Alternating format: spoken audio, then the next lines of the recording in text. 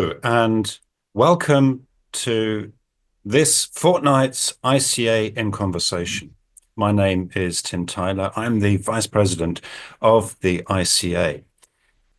And over the next 30 minutes, we're going to be talking about a current and urgent challenge that we face within compliance around sanctions. My colleague Nicholas and I will be talking in particular about the way in which geopolitics has evolved over the last few years, so that we no longer see the world as a single pole of instability, but as a multiple source of instabilities. We'll come on to talk about why that is. But the reason this is relevant, why it's so important, is because that has a direct impact on our approach to sanctions. We need to move past seeing sanctions as simply a screening requirement. We need, as businesses, to make judgments and decisions about our supply chain, about our customer base, and about our operations. And we need to do this so that we can determine which sanctions requirements we are effectively meeting. So this is the challenge in front of us. And I'm delighted to be joined today by Nicholas Joseph for a conversation around these 2 points. You may be wondering, well, why? Why those particular points? Why multiple poles of instability? And why we need to move beyond simply screening? And I hope that the conversation that we're going to have will bring this to life. So thank you for joining us. And in the normal format, we'll be talking about this for the next 20 minutes. And it would be wonderful to have any questions that you might have that I can put to Nicholas. And we'll be using the last 10 minutes of the webinar in order to address them. So that's 20 minutes conversation and 10 minutes questions. But Nicholas, can I come to yourself? And perhaps we can begin by perhaps you could just offer some background to yourself and why you're so well qualified to talk about these issues. Well, thank you, Tim, and thank you for inviting me. So I spent 13 years as a British diplomat covering Europe, Africa, the Middle East. I sat on the UN Security Council in Geneva, and I really covered geopolitics, security, and a big focus on sanctions. I've done Iraq, Syria, Libya, and the Iranian sanctions regime. For the last 10 years, I've worked in global financial institutions, including GE Capital, Deutsche Bank, and WorldPay, and again, focusing very much on, as a senior financial crime compliance roles, focusing on sanctions and money laundering. So I think I have the best of both worlds, being an ex-government official, but also seeing it from the other side as business. Well, thank you for joining us. It's a real pleasure to talk this through with you. Can we start with the first point around moving beyond seeing the world as having a single polarity of instability to multiple? What do we mean? What do you mean by that? Yeah, so the way I think I referred to it previously is about we're in a period of a polycrisis. I think the world has become much more unstable over the last 5 to 10 years than it had previously. And what do I mean by poles of instability? I'm looking at places or regions around the world which are causing instability. So there's essentially 4, and I think this is why it's called poles of instability. There's Russia, Ukraine, there's the Middle East, there's China, and the US. So I'm just going to touch upon each of them so to give you an idea and get to the US, why it's a pole of instability. So, we're all aware of what's going on in Russia, Ukraine. War's been going on since 2014, a frozen war period, and then restarting again in 2022. And I think what's happened since 2022 is that the war has drawn in the West, the EU and the US, but also Russia has drawn in other countries as well, China, Iran, and North Korea most recently. So that's one pole of instability spanning Europe, Russia. Then we have the Middle East. We have the ongoing confrontation between Israel and Iran. Previously a very covert war, now a very over war. And we're all sitting there in anticipation to see, does Iran respond after the recent attack by Israel? So that's another pole of instability covering the whole of the Middle East. Then we move on to China. Continued tension between China and the US, one a rising superpower, one a superpower, and that tension that's causing. And then you throw in Taiwan as well. So you've got another pole of instability. But then you've got the US, and historically, the US has always been a pole of stability.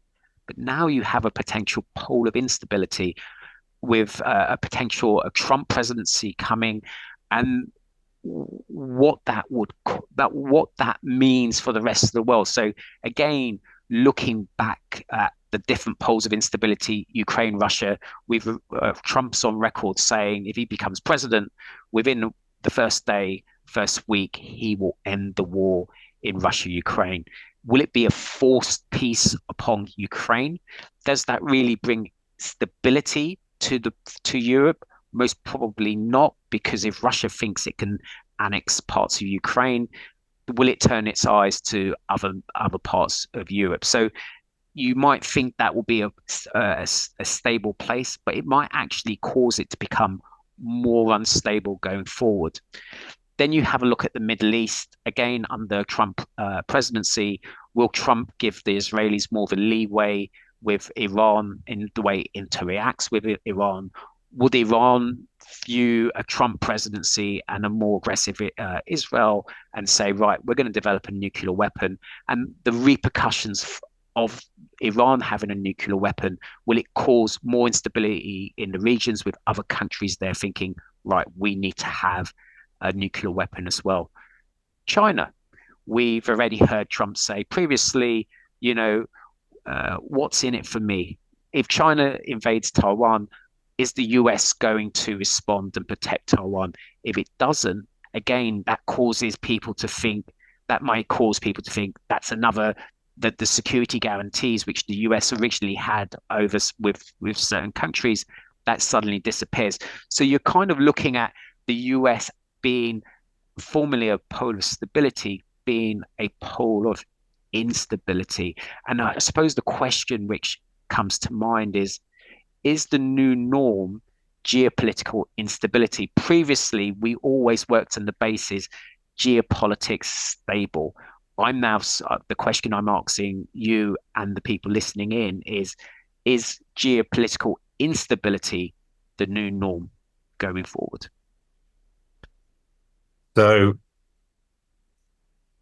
you've raised a really important and interesting question, and I think you've also started to answer it by highlighting the various different parts of the world where we're seeing tensions, some of which can develop very, very rapidly, others that have been simmering for a long time and are starting to come to the fore.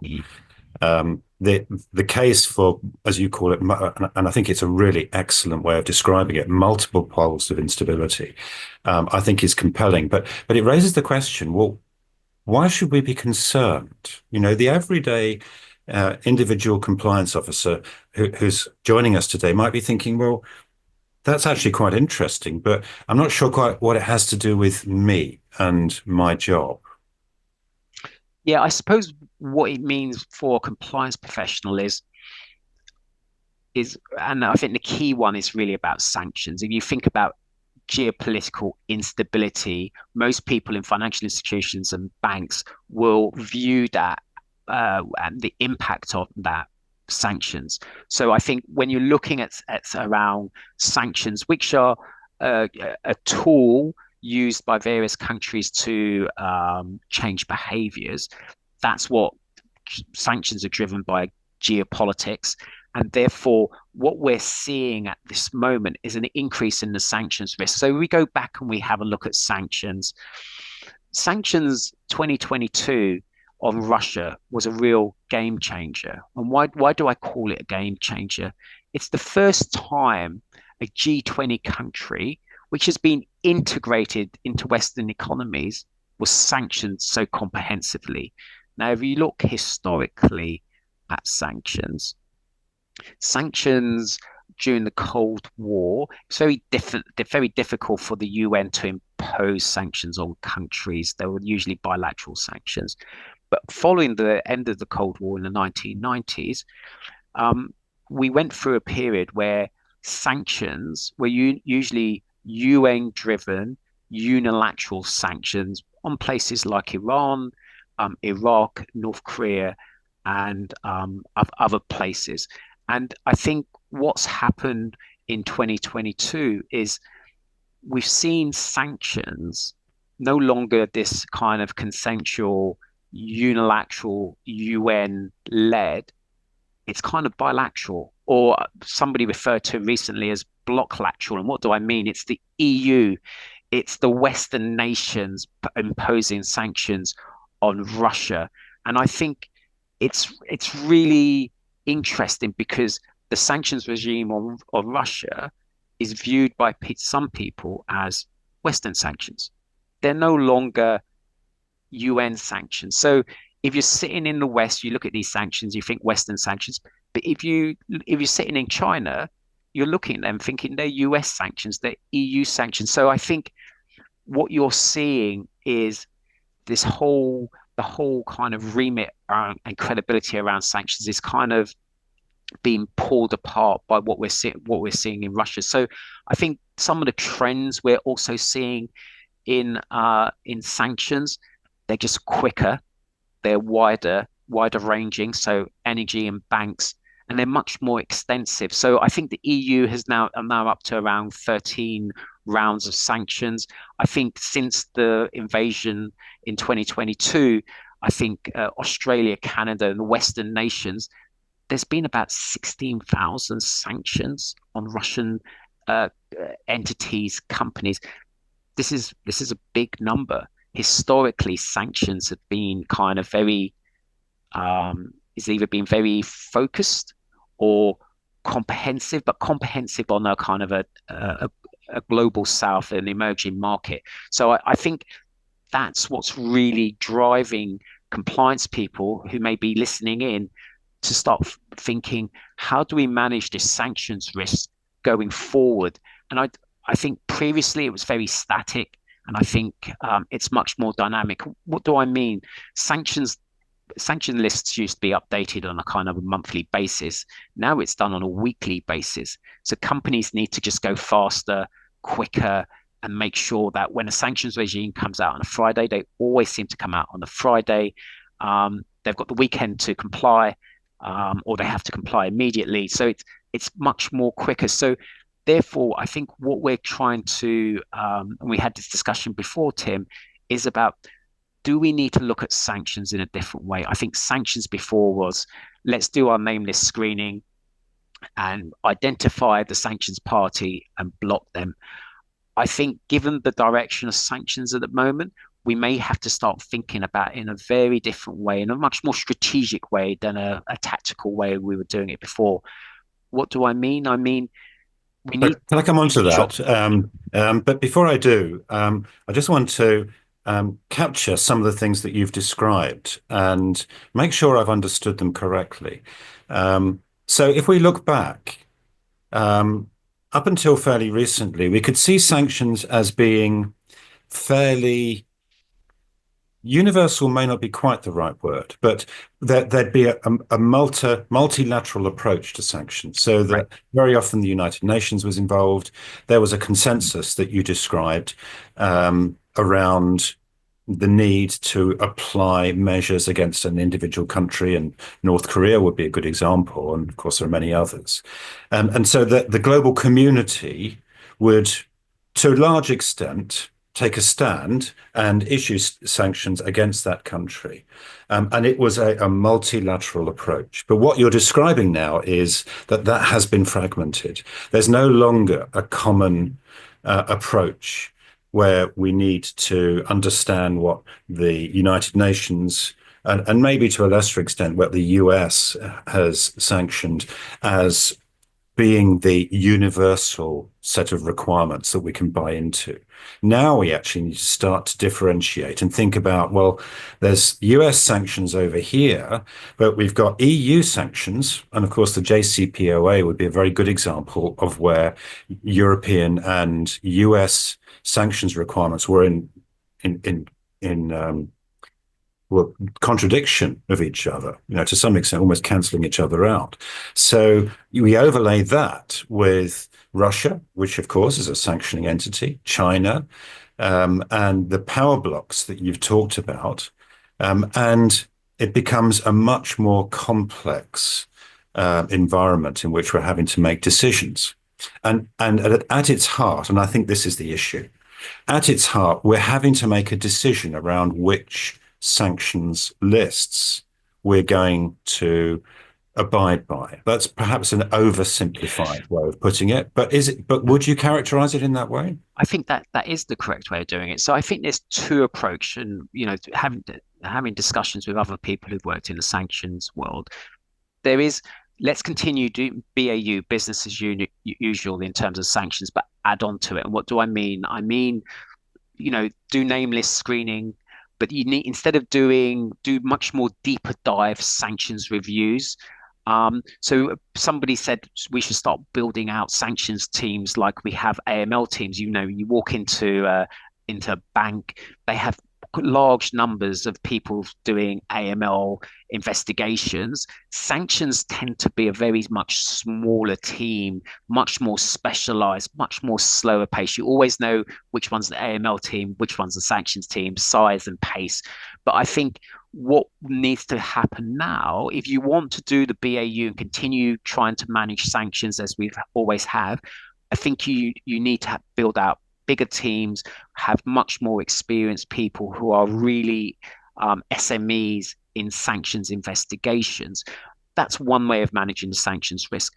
I think another way of looking at managing the sanctions risk, which is it's different, it's more radical and much more problematic, is looking at your business and saying, we can't continue to grow our sanctions teams more and more. And, there's always a risk that we're going to not be compliant because the names wasn't picked up, or there was front companies, or there were multiple companies in front, and we weren't able to identify that the party was sanctioned. It's making a really big decision. Do we actually want to operate in certain parts of the world? And this is where it gets really strategic. And I think this is where it gets really interesting. It's about what is the risk appetite, or what's our risk appetite to work in certain parts of the world or in certain countries which are sanctioned to a certain extent, but do we say we don't want to work in that country at all? So it's looking at your supply chains, it's looking at your risk appetite, it's looking at your reputational risk and making those big decisions. And it's very difficult for big global companies to turn around and say, we don't want to operate in this part of the world anymore because the sanctions risk is just too high. We do not have the right systems controls in place to manage the risk, and we can't afford to take the risk at all. So it's an element of de-risking, and I know de-risking is such a bad word to use, but I think that's the real kind of paradigm shift we need to possibly see in order to manage the sanctions risks going forward, because I don't see the sanctions tool or weapon being pulled back or being calmed. I can only see it being used more and more, and it's going to get more and more difficult for companies to manage the sanctions risk.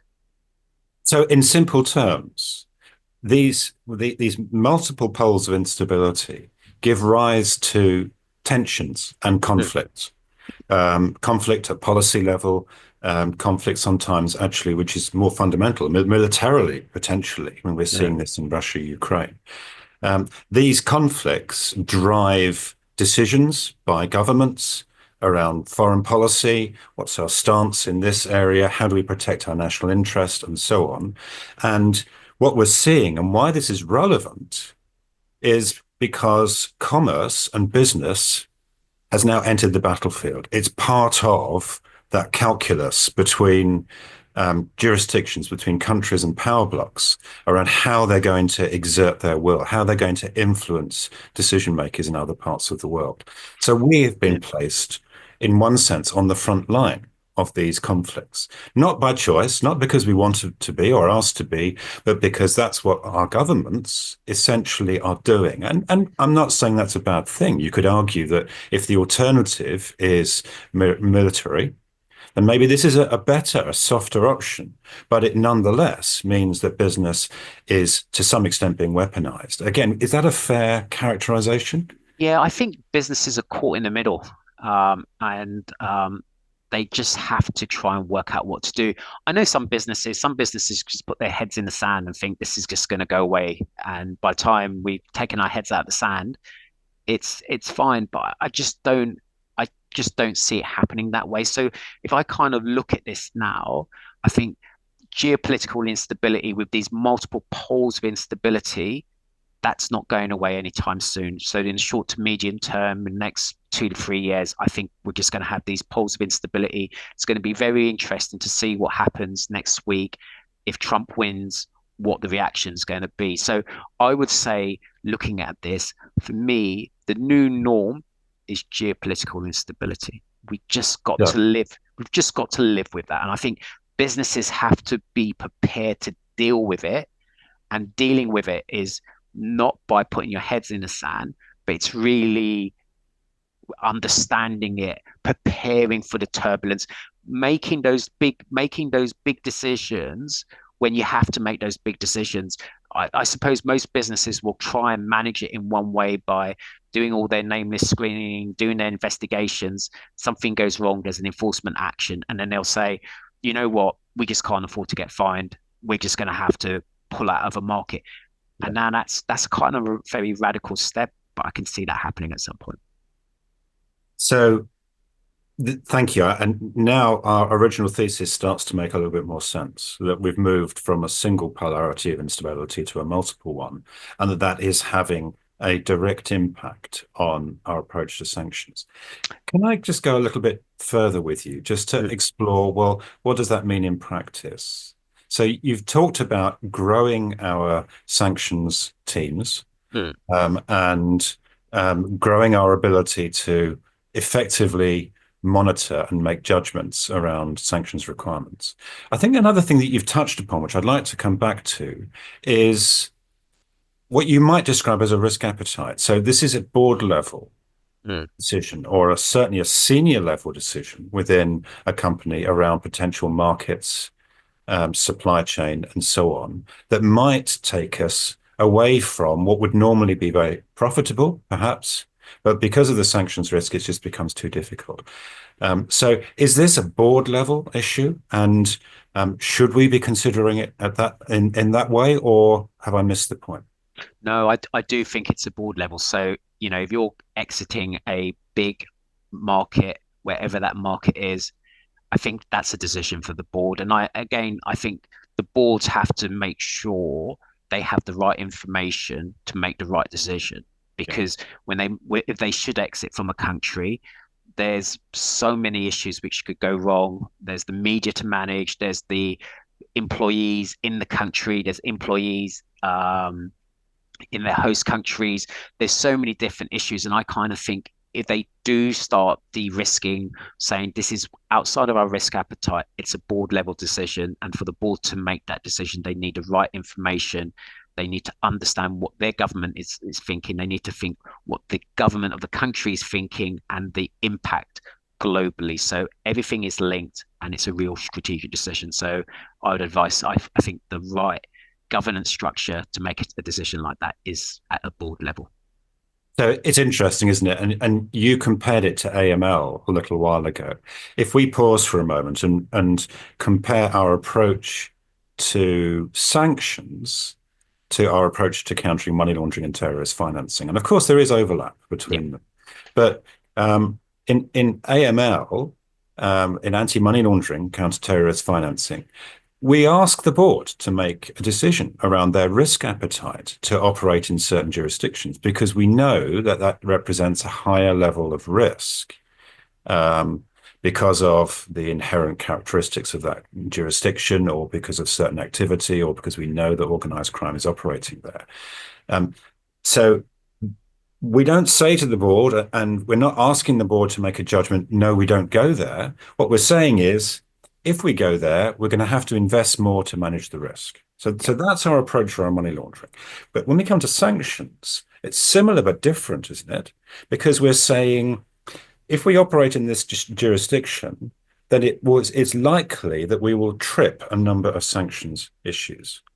And so, however much resource we put into it, we can't mitigate that away. We're still going to trip a number of sanctions issues. So actually, we may choose not to go there.